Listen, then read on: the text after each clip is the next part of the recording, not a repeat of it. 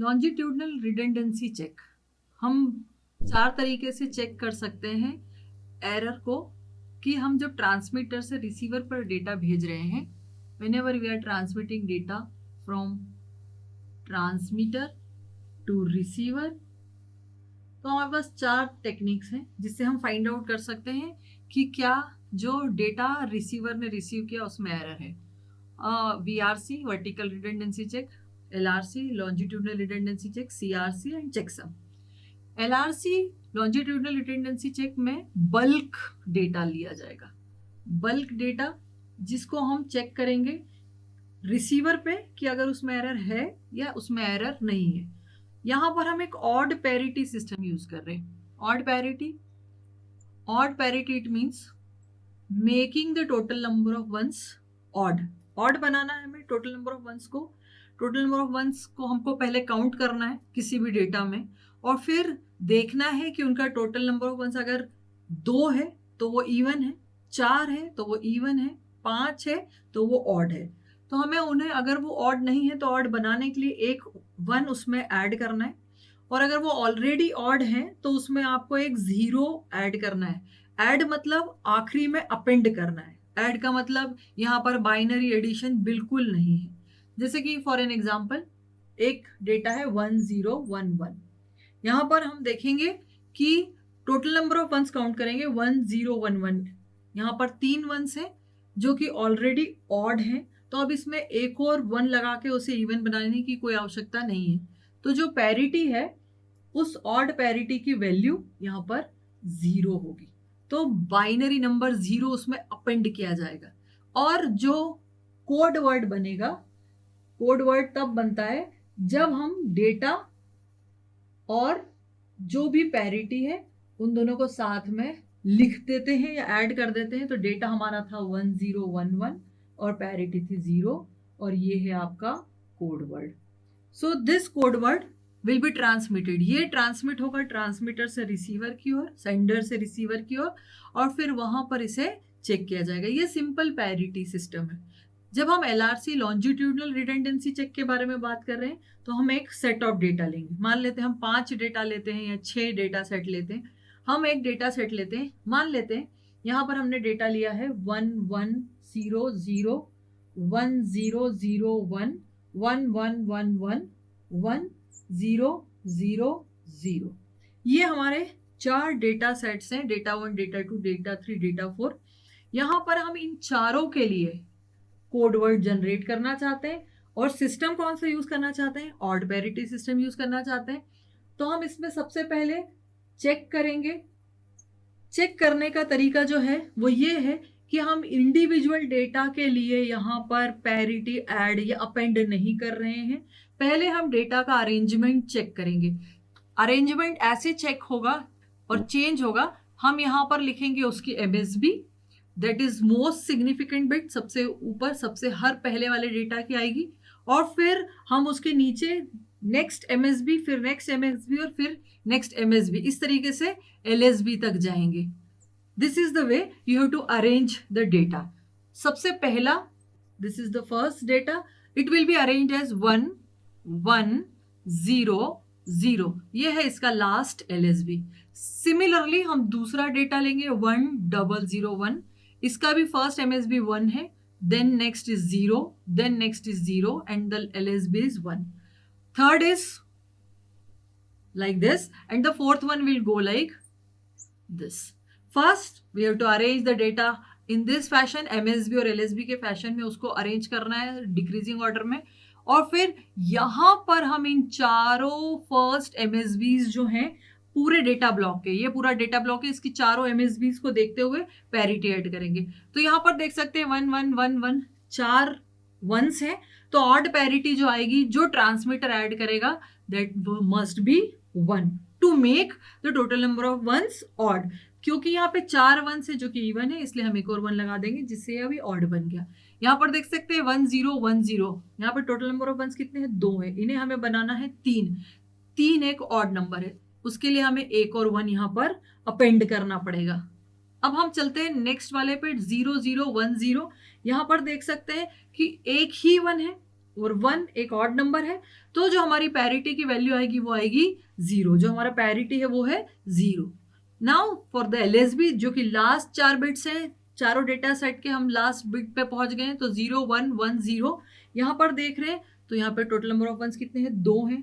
इन्हें ऑड बनाना पड़ेगा और ऑड बनाने के लिए एक 1 ऐड करना पड़ेगा। Now these are the code words. The code words are now, code words जो हैं आपके वो हैं 1 1 1 1, 4 1 तो डेटा का, और ये आपका एक आ गया। नाउ ये इस तरीके से आपने इसको लिख देना है अंडरस्टैंड करने के लिए।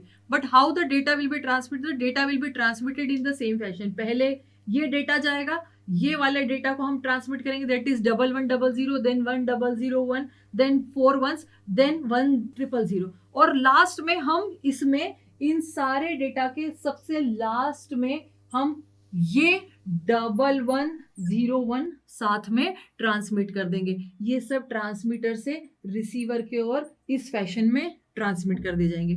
Now what the receiver will do? Receiver का क्या काम है? रिसीवर इन सारे डेटा को लेगा, रीअरेंज करेगा, फिर से रीअरेंज करेगा इन द सेम फैशन। सबसे ऊपर एमएसबी, फिर एलएसबी, इन सबको इस तरीके से इस ऑर्डर में लगाएगा, और फिर वो ऑड पैरिटी रीजनरेट करेगा। कहाँ पर? रिसीवर पे। तो उसका प्रोसेस बिल्कुल सेम होगा, सिर्फ इन चारों को वो सेपरेट आउट कर देगा और यहाँ पे उसको एज इट इज जमाएगा जैसे यहाँ जमे हैं, और उसके बाद उनके लिए पैरिटी बनाएगा या पैरिटी जनरेट करेगा।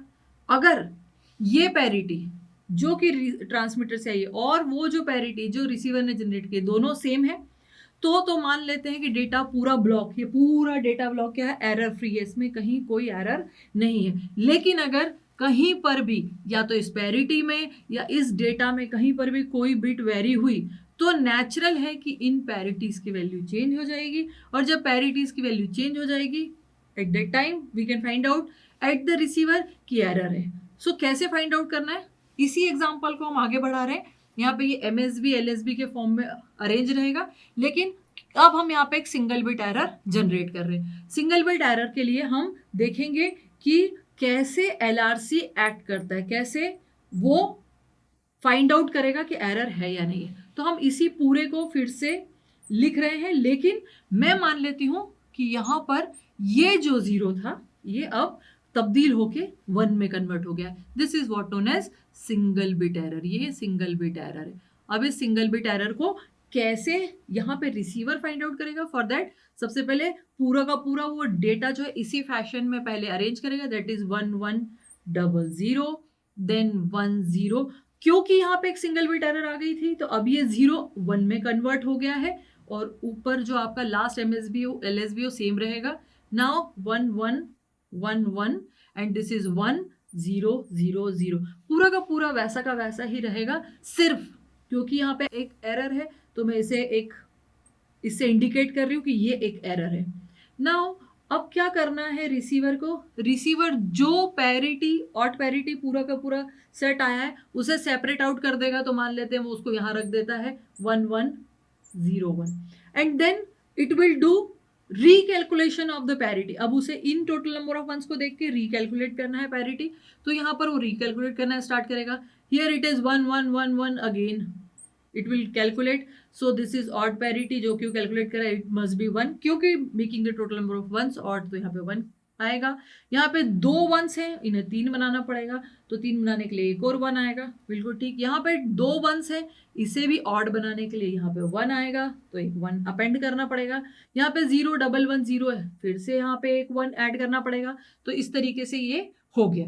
अब क्या करना है? रिसीवर विल चेक, भाई ये ट्रांसमीटर ने भेजी, this is what the transmitter has sent, this is the parity, and this is the odd parity generated by receiver itself. Now it will start checking bit by bit. पहले bit same है, बढ़िया। यहाँ पर same है, यहाँ पर same है, no, यहाँ पर सेम नहीं है, यहाँ पर सेम है। It means there must be error somewhere here, यहाँ पर कहीं पर एरर है।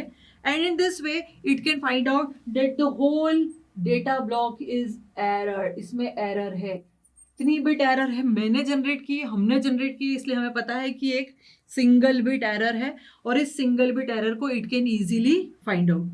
नाउ ये तो एक केस हो गया कि हम सिंगल बिट एरर के बारे में बात करें। Now the same is true for burst error. अगर हम इसमें बर्स्ट एरर की खासियत ये है कि ज़रूरी नहीं है कि कॉन्जिक्यूटिव बिट्स में आए। इट इज़ नॉट नेसेसरी कि पहली बिट में आए तो दूसरी में भी आए, फिर तीसरी में भी आए। ये पहली में आ सकती है, फिर चौथी में आ सकती है, फिर पांचवी में आ सकती है, सातवीं में आ सकती है। It may be alternate and that's why we have to check whether it can check the burst error और नॉट। तो यहाँ पर इसी एग्जाम्पल में, फॉर द सेम एग्जाम्पल, अब हम चलेंगे बर्स्ट एरर को चेक करने। So for burst error how the LRC can find out कि इस डेटा ब्लॉक में बर्स्ट एरर है या नहीं। उसके लिए सबसे पहले ये हमारा ओरिजिनल डेटा सेट था, इसी में हम बर्स्ट एरर जनरेट करेंगे। यहाँ पर मैंने एक सिंगल बिट एरर जनरेट की थी जो कि दिख रही है। मैं 2 बिट्स को और चेंज कर देती हूँ। लेट्स से ये एक और चेंज हो गई एंड लेट्स से ये एक और चेंज हो गई। तो यहाँ पर 3 बिट चेंज हो गई, तीनों बिट्स यहाँ पर चेंज हो गई।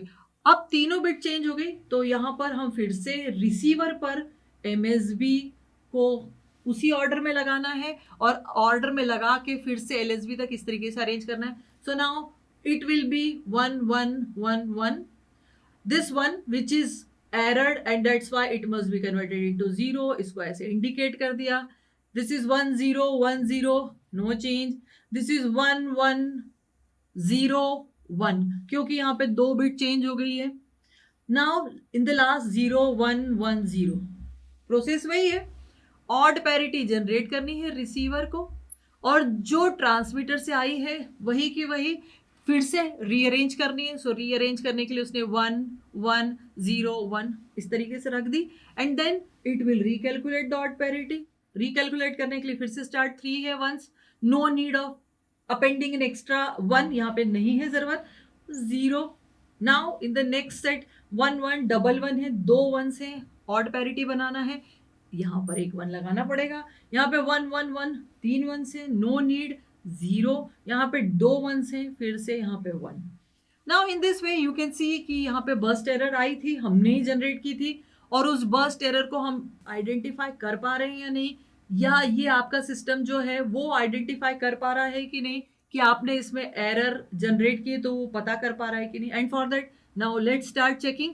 0 1 पहली ही इसमें रो में देख रहे हैं तो यहाँ पर मैच नहीं कर रहा है, ये मैच कर रहा है, ये भी मैच कर रहा है और ये भी मैच कर रहा है। यहाँ पे एक सिंगल ही प्लेस पे वो एरर बता रहा है। What does it mean? इसका मतलब ये है अभी भी ये चाहे बर्स्ट एरर आई है और एक ही जगह एरर आई, फिर भी ये पूरा डेटा ब्लॉक एरर है, इसमें कहीं ना कहीं एरर है।